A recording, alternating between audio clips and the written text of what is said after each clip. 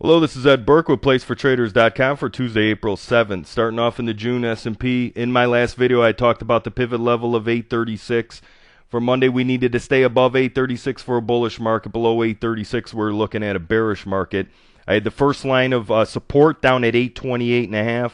The second line of support at 815.5. Now, early on, the market opened up bearish. It opened just below our first line of support. It opened just under that 828.5 level. Around midday, the market made its low of the day at 818.80. It stayed above our second line of support, just above it. The second line of support was 815.5. Then the rest of the afternoon, the market climbed back, but did stay in a bearish mode all day.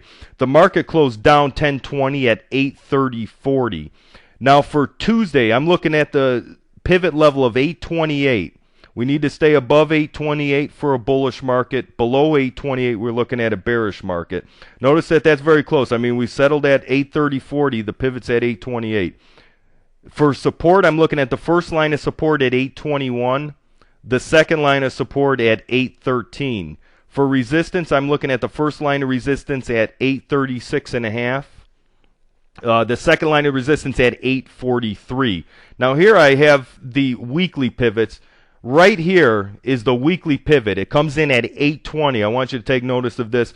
It's just below our first level of daily support. Our first level of daily support is 821. You have the weekly pivot at 820. So we need to stay above 820 on a weekly time frame to stay bullish. If we break under 820, the market has turned bearish on a weekly time frame also. If you remember in my last video, I had also talked about this divergence signal we've seen in the relative strength index. We have these 3 points right here corresponding with these last three highs that we've seen in the market.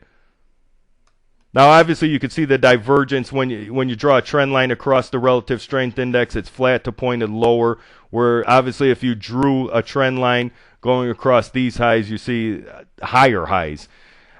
I also caution people not to just, because you see a divergence signal, not just assume that the market is going to sell off. You follow the numbers, let the actual price dictate what the market's going to do, but just bear that in mind. Once again, on Tuesday, follow the numbers, follow the pivot numbers and the supports, the lines of resistance, but also bear in mind that we've had our second divergence signal between a momentum oscillator like the relative strength index and price. That's all I have for this evening. Thanks for tuning in. If you haven't gone to my website as of yet, it's placefortraders.com. I encourage you to go on there and sign up for the free alerts. Thanks a lot. Good trading.